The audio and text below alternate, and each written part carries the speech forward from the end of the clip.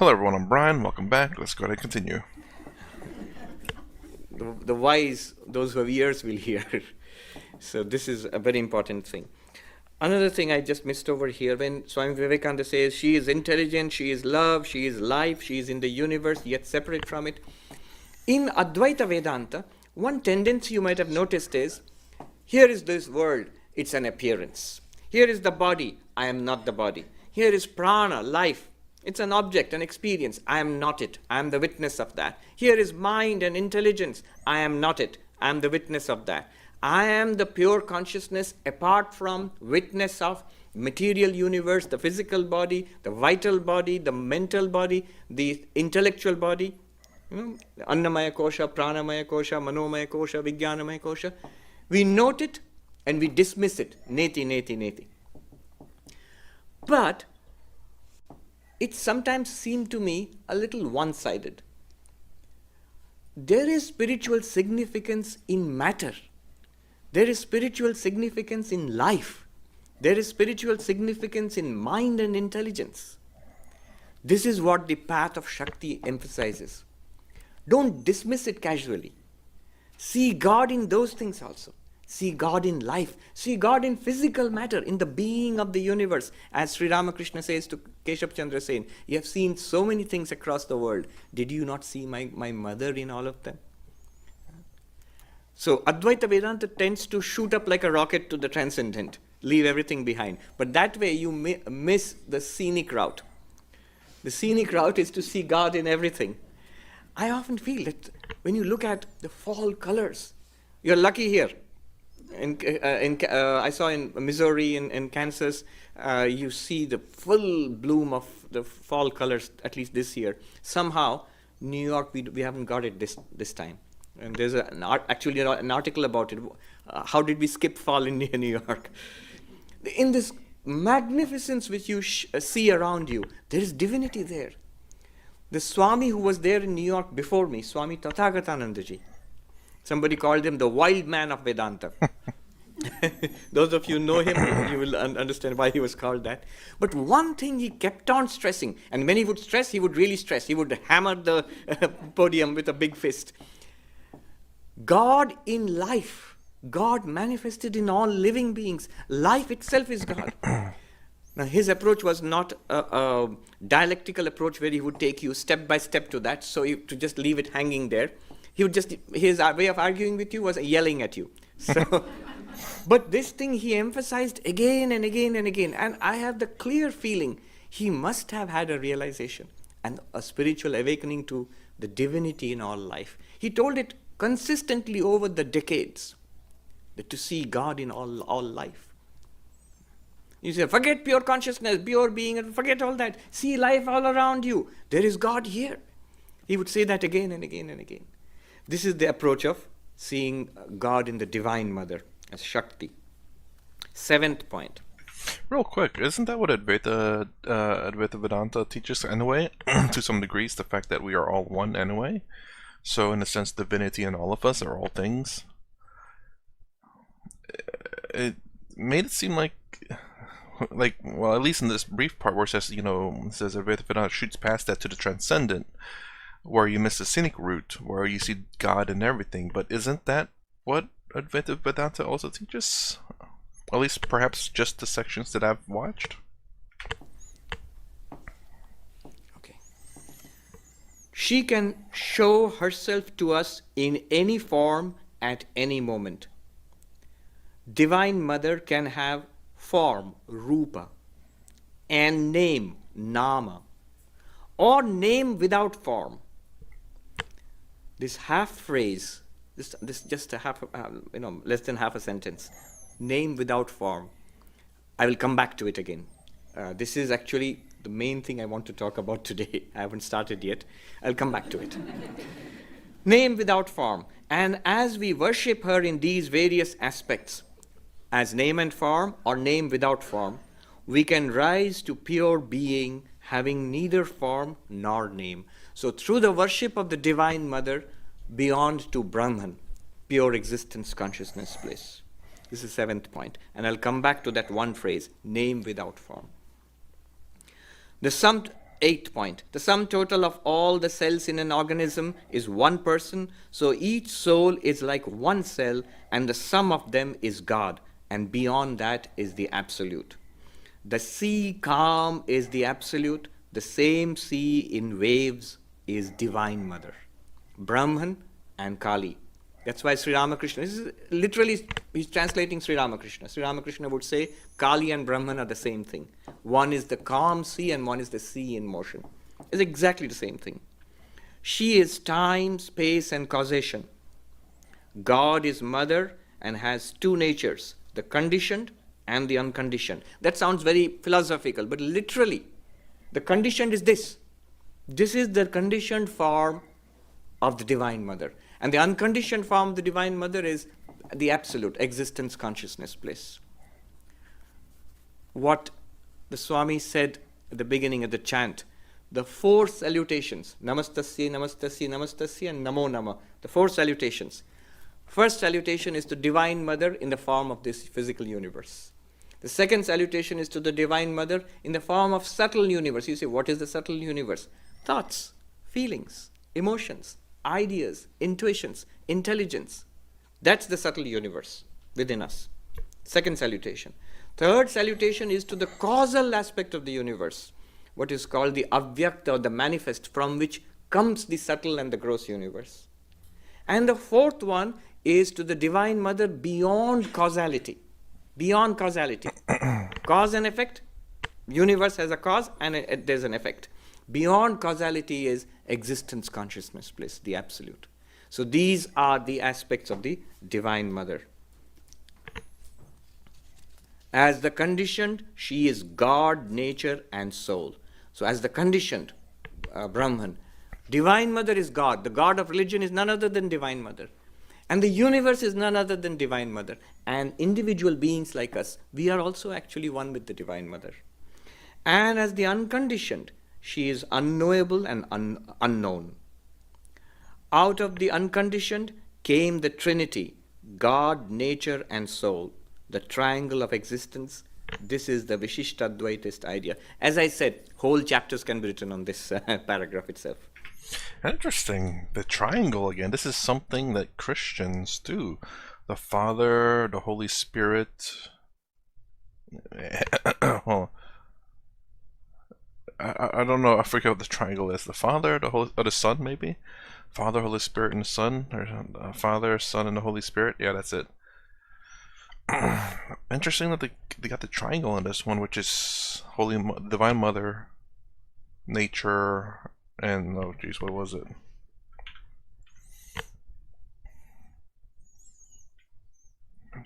Trinity. God, nature, and soul. Soul. So in Christianity, I believe it's God, a Father, Son, and the Holy Spirit, the Trinity.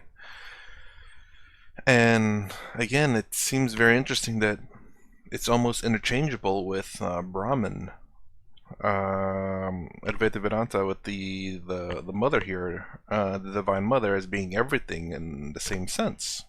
Are they interchangeable as well? And also, thank you for the people who commented on the first video of this. So you said that the person that he's talking about here actually was in the video, Sim's video, where they adorn the person, which is the same person they're talking about here. And I could have sworn, I think I did a reaction with Sadhguru explaining, no, is it Sadhguru or Play? Maybe both, about the Divine Mother, but it's also like an arachnid style with the webbing. I don't know, is that the same person too? Or is that different? Let me know. The triangle of existence. This is the Vishishtadvaitist idea. As I said, whole chapters can be written on this paragraph itself. Ninth point. A bit of mother, a drop, was Krishna. Another was Buddha. Another was Christ. So this is the whole mystery of the incarnation of God. God coming as avatar. And from the Shakta point of view, it's an ocean which is the Divine Mother, and a drop of that ocean is the incarnation of God. Rama or Krishna or Buddha or Christ. So They are drops of the ocean. That is, if they are a drop, imagine what the Divine Mother is. The mystery of incarnation of God, the mystery of avatar. There's an old joke which goes, if we are all children of God, what was special about Jesus? Son of God. So suppose we are all children of God. But there is something special about Jesus. This is what is explained in the mystery of incarnation. And this thing becomes more acute in Advaita Vedanta, non-dual Vedanta, where we are all Brahman. Everything is Brahman. So what's so special about an incarnation? What's special about Krishna or Christ or Ramakrishna? That's why when Sri Ramakrishna said to Vivekananda that he who was Rama, he who was Krishna is in this body, Ramakrishna, but not in your Advaitic sense. In your Advaitic sense, everybody is Brahman. We are all Brahman. But there is a special sense in which avatars, incarnations of God, are different from the rest of us. In this very book, Inspired Talks, Swami Vivekananda says at the beginning that nature has two kinds of products, two kinds of creation. Nature, that means Prakriti or the Divine Mother. One is this universe and us, sentient beings and the universe. That's one kind of product. And then he says there is a special creation which nature undergoes once in a while, which is the incarnation of God, avatara, indicating thereby the incarnation is a separate mystery altogether. One sentence, you could go on talking about it. I do wonder if the explanation for that would be the fact that perhaps it's not an intentional incarnation, but perhaps more, I wouldn't say accidental, but it just happens, as in they are born, in a sense, you could say, fully aware, as opposed to, and that's what makes them special, is that they've always been aware of who they are, or what they are, whereas everyday human being has to discover that, and even then, even after the discovery or being told, we're still not completely aware, or maybe somewhat aware, or maybe never aware, whereas these people was born aware, Because it's kind of weird, because, of course, I like the belief of the Advaita Vedanta that we are all the same. We all come from the same thing. We are all the same thing. We are not separate from Brahman. But when you say someone's special like that, it's like, well, what makes them special than us, everyday people? But my explanation there would, at least from my perspective, seems to make sense. It's kind of like those child prodigies who 4 years old or 6 years old and they're freaking playing violin or playing the piano, or, well, that's only two that I've seen. But you get what I'm saying. They're just child prodigies, that they're very, very smart or very good at doing something. And perhaps these children, or the avatars as he talks about, are ones who are born aware, just completely aware, where they didn't have to have the training. They didn't need to know about the Upanishads or anything like that. They were born completely aware. I don't know. Let me know what your thoughts on that. It's like, what do you think about these avatars? We are born we are all the same. So what makes them special? How do they become special? What makes them different? And the last thing he said here, the worship of even one spark of the mother in our earthly mother leads to greatness. Worship her if you want love and wisdom. So just little more than one page. And as I said, you could write a volume on it. Now I'll go back in the time remaining to me. It's a difficult topic. I've been avoiding it, but we have to get around to it. I'll go back to that one phrase he used, that the Divine Mother can be named without form. Name without form. The whole mystery of the mantra. Why I want to dwell on it today is many of us here, though we read Vedanta, we are interested, we listen to talks and think about it, but many of us here are initiated into the practice of a mantra. Ishta Devata, the chosen form of God, and the repetition of a mantra. So this is the right occasion to talk about it. Shakti of Brahman, Divine Mother Shakti, and the relationship, what is the special practice and how is it related to mantra.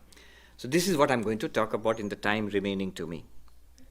For this, we shall have to go further afield to a philosophy which I don't think I've mentioned in my talks, which we normally do not talk about, a magnificent system of thought related to Vedanta but different from it. It is the Kashmiri Shaivism system, the system of Kashmiri Shaivism. So in that system, which reached its climax maybe a century or two after Shankara in Kashmir, in that system the highest reality is called Shiva. Highest reality is called Shiva. And Shakti, the Divine Mother, is the power of Shiva.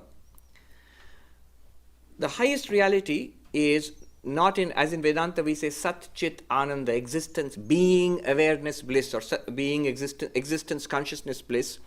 In the Kashmiri Shaiva system, Prakasha Vimarsha Swarupa. Prakasha means awareness, pure awareness, consciousness. Vimarsha is an interesting term that they use, which is not used in Advaita. Vimarsha means this pure consciousness, which is Shiva, is aware of itself, self-aware, not just illumining everything as in Advaita Vedanta, but also reflexively aware, I am Shiva, I am the limitless Shiva. This self-awareness is called Vimarsha, Prakasha Vimarsha. So this is the essential nature of Kashmiri Shaivism. It's a vast and complicated system. If you think Vedanta is difficult, try reading Kashmiri Shaivism. It's enormously complicated, but very sophisticated. One great philosopher, Arindam Chakravarti, he told me, Swami, if you want to understand Sri Ramakrishna, study Kashmiri Shaivism. What concerns us today is this. Kashmiri Shaivism has 4 approaches to enlightenment. 4 approaches to enlightenment. The highest, it's hierarchical. The highest is called no path, anupaya, no method. So that we don't talk about, you cannot talk about that. What that means is sometimes people spontaneously awaken. There are cases like that. But you can't wait around for that. Like I was saying, where, these avatars are, perhaps are just, and I just want to explain a little bit about the child prodigies, like 4 or 6 years old playing freaking the piano or playing the violin. Like obviously when they're 8 months old they can't be doing that, so perhaps these children that are fully aware, obviously you don't see them until they're able to communicate and you know what I'm saying, basically able to do what they need to do to show that they are aware. Kind of like the child prodigies that play violins and piano, they can't play the piano when they're 2 months old or 8 months old. They don't have the functionalities yet, the brain hasn't fully developed. So when they get to a certain age, when they can start playing, that's when you can tell, it's like, well, dang, he just played Mozart and he just heard it once. Kind of like that. So perhaps, again, and like I was explaining earlier, where just interestingly enough, we just can kind of confirm that here, maybe they are just born aware. We just don't know, and they don't. Well, do they know? Maybe they don't know. At least in terms of Advaita Vedanta, was Sri Ramakrishna fully aware of who he was? Probably not. I mean, he probably not, but he was always been aware, but he wasn't aware that he was aware, if that makes sense. Like, you didn't know that you knew something that other people didn't know because you assumed they know, if that makes sense. Like, for example, I can open this phone, I could open this phone and completely take it apart and put it back together. I would assume everyone knows how to do this. So, and all of a sudden I come to realize that, oh, only me and a very few people can do this. This is a rare skill. But for my mind, I thought everyone knew this, so there's nothing special about it. Perhaps like that? When am I going to awaken spontaneously? That is very rare. So that is called anupaya, that is set aside. There's nothing to talk about there anyway. By the great grace of God or Guru, one may awaken, but that's different. Okay.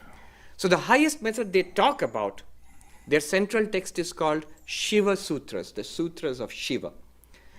In that, the three other ways they talk about are the Shambhava Upaya, which is the way of Shiva. Shambhu is one of the names of Shiva. So Shambhava Upaya, the way of Shiva.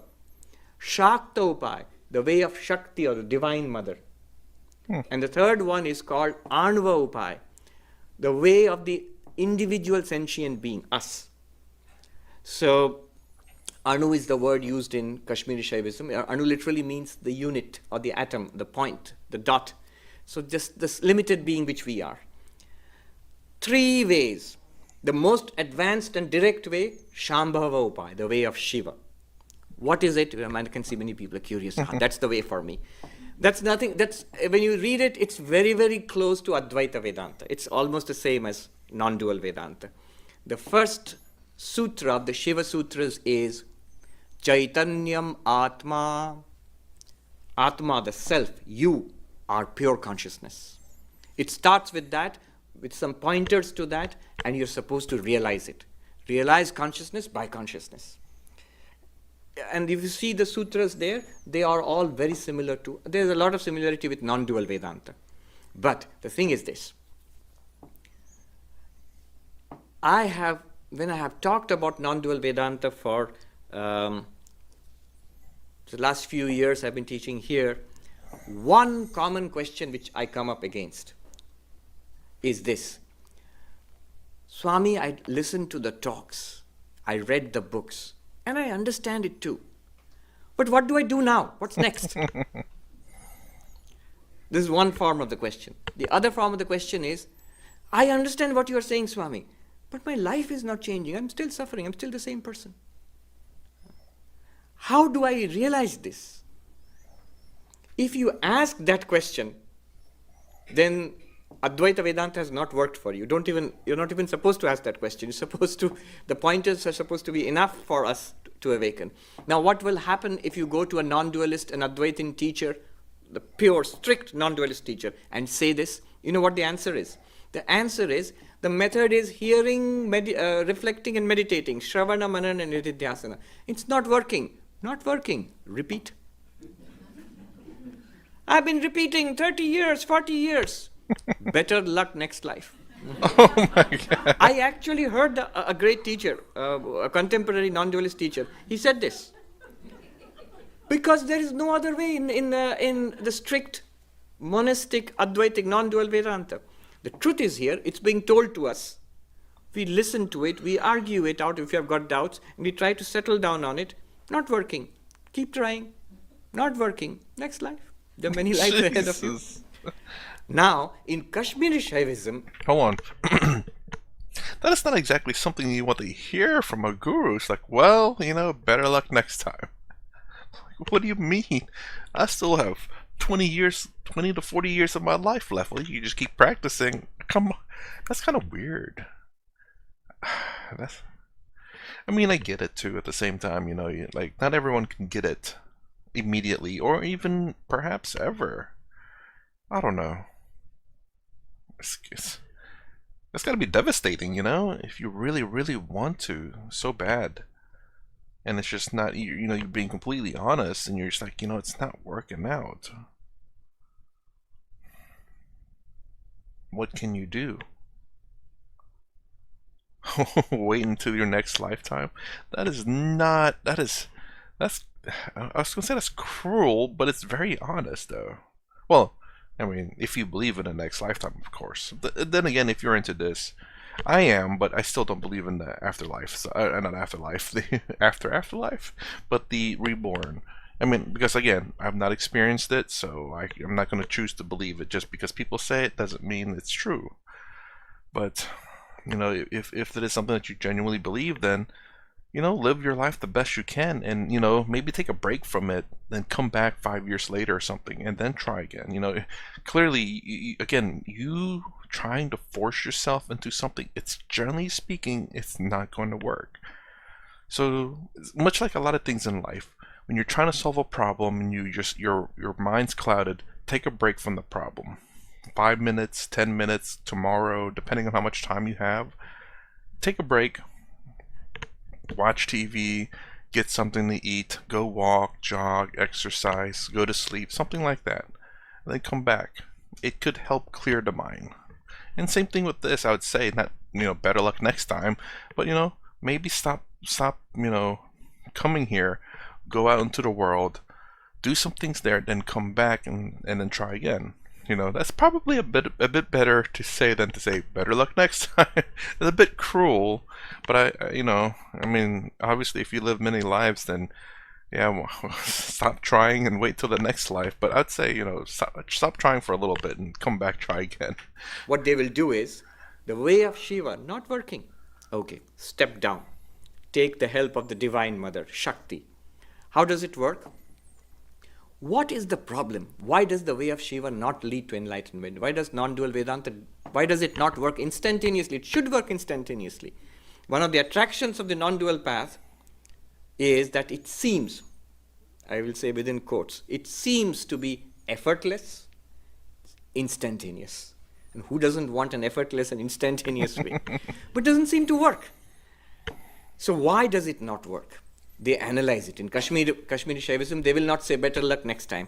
Said, yes, we have something more for you. They'll open another drawer and take out something else. Here is something for you.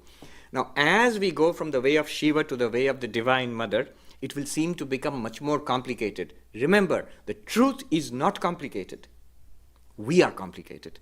So our problems are complicated, and therefore the solutions also become more and more complicated. The way of Shiva, simple and direct. The way of Shakti, complex. The way of the Jiva, Anvavapaya, most complex. So what is the way of Shakti basically? What is the problem? They analyze the problem in this way. What happens, if you try to settle down, I have understood Vedanta, I am Brahman. If you try to settle down there, what will happen? Thoughts keep coming to the mind. Simple. Swami Prabhavanandaji in his book, Sermon on the Mount According to Vedanta, when he's talking about blessed are the pure in heart, for they shall see God. He says, try this. What do you mean by pure of heart? How do I know I'm not pure of heart? Try this. Make up your mind, I'm going to think about God. Only about God and nothing else, in whatever form you're used to. Settle down seriously, quietly, and try it. Within a minute, within 2 minutes, you will find other thoughts crowding. Almost all people have this experience. This is the sign of the impurity of the heart. So they call it ashud, they call it vikalpa in Kashmiri Shaivism. Vikalpa means thought construct. The mind starts chattering away. Very natural. It's the very life of the mind to think. So thoughts keep coming. Vikalpa. Now what is the way in Kashmiri Shaivism? They say, all right, these vikalpas are there and you cannot remove them. Now the way is generate what they call Shuddha Vikalpa, a pure thought construct. What is the nature of the pure thought construct? Same as the original teaching of Kashmiri Shaivism, non-dualism. I am the limitless Shiva. Abhinava Gupta, great Kashmiri Shaivite teacher, he says, Vishwottirna Vishwatmacha, transcending this physical universe and the essence immanent in this physical universe, that Shiva I am. This will be the structure of the pure thought construct. Now the question is, this pure thought construct, can it really capture Shiva, the ultimate reality? Can you think your way to realization? And the answer is no, you cannot. No thought can reveal the ultimate reality. Abhinava Gupta gives a classic example. He says, you might as well ask a pot kept out in the bright sunlight. Ask the pot, illumine the sun. Impossible. It's a crazy idea. It's just the opposite. It's the sun which illumines the pot. The pot has absolutely no way of illumining the sun, and neither is it necessary to. Similarly, to say the mind can capture my ultimate reality, Shiva, it won't work. Then what will this Shuddha Vikalpa do? What is the purpose of this practice? Two things. I will quickly race through this. I think we have got a little Q&A afterwards. So if you have got doubts, you can ask that. So it goes like this. 2 functions, negative function, positive function. The negative function of this practice is the illusion of duality is to be removed. Abhinava Gupta says, Swarupa Akhyati Matra Dvaitam. He says, Dvaita Adivasam Swarupa Akhyati Matram. But what it means is, this experience of a dualistic universe is only due to the non-apprehension of our non-dual self. It is there, but we don't see it as it is. That's why we experience this. So this Shuddha Vikalpa, this practice, will only remove this error. It will, look at the difference. It will not catch hold of Shiva. It will remove the ignorance that we are not Shiva. That's the negative function of the Shuddha Vikalpa. What is the actual practice? The practice has three aspects. Mantra Shakti, number one, the power of the mantra. The second one is called Bhavana, Sattarka, that's a technical term, Bhavana, which means meditation. And the third one is Shuddha Vidya, pure knowledge, what they call enlightenment. So, the practice has three aspects: mantra, meditation, enlightenment. How does the mantra work? It works like this. As Swami Vivekananda said, the Divine Mother is everything. What do you mean by everything? There are two aspects of everything. Forms, what you experience in the universe, and names, the conceptualization that we do in our minds about those objects. Whatever you experience is called Rupa. And the way you grasp it in your mind, the conceptualization here, the language used for that is called Nama. So the Divine Mother is both Rupa and Nama, the thing itself and the concept in your mind. The concept is always expressed in language. So the Divine Mother manifests herself in language. So the entirety of language is generated by letters. I'm going fast now. The entirety of language is generated by letters. And the set of letters, the Sanskrit alphabet, is called Matrika. Matrika. So this Matrika is none other than the Divine Mother, none other than Shakti, manifested as language. And language expresses or enables us to experience the universe of forms. The universe and our language are coextensive.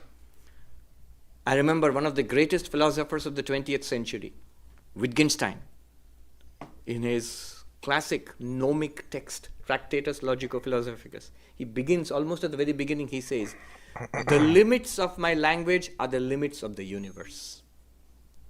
Universe and language, name and form, they go together. Now, we do not recognize the Divine Mother in all these forms. And we think language is ordinary. This ordinary language ties us to this ordinary world. We do not see the divinity in either of them. What the Mantra Shakti does is, it says that language is divine. And to see the divinity in language, to use the divinity inherent, divine power, Shakti inherent in the very letters, each letter has a divine Shakti inherent in it. So mantras are generated out of these letters. And the entirety of the Sanskrit alphabet, it means that I am that limitless consciousness. How does it do so? It's incredible. We never think about that way. If you know Sanskrit a little bit also, it'll be amazing to you. But even without that, we can grasp. See, here is a secret. In the Sanskrit alphabet, also in many Indian alphabets, it starts with A. The first is not A, it's A. The most primitive sound is A. You know what? Actually, I'm going to pause right there. Going a little bit too far here. So anyways, I guess he's going to get into the alphabet in terms of how it's a divine language. Well, language itself, he says.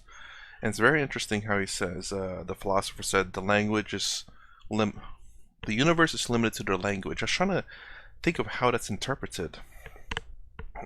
How to interpret that. The only thing I could think of was just the fact that with whatever we discover, we define with language, with words. Atoms, neutrons, electrons, protons, etc. But I don't know if that's really it. I'm not exactly sure what he means exactly by that. That the universe is limited to our language. I'm guessing It's limited to our, here's another, I guess another guess, is that it's limited to our language because the sheer fact that we can name and describe things in the physical universe, but Brahman, the Divine Mother, or things that are not in the physical universe, we cannot define, we cannot describe, we cannot speak of because it's undefinable, maybe? I'm not sure, let me know if you happen to know or have a guess. What else? I think that's all I have to say for at least this particular part, and I can't wait till it gets into the Q&A.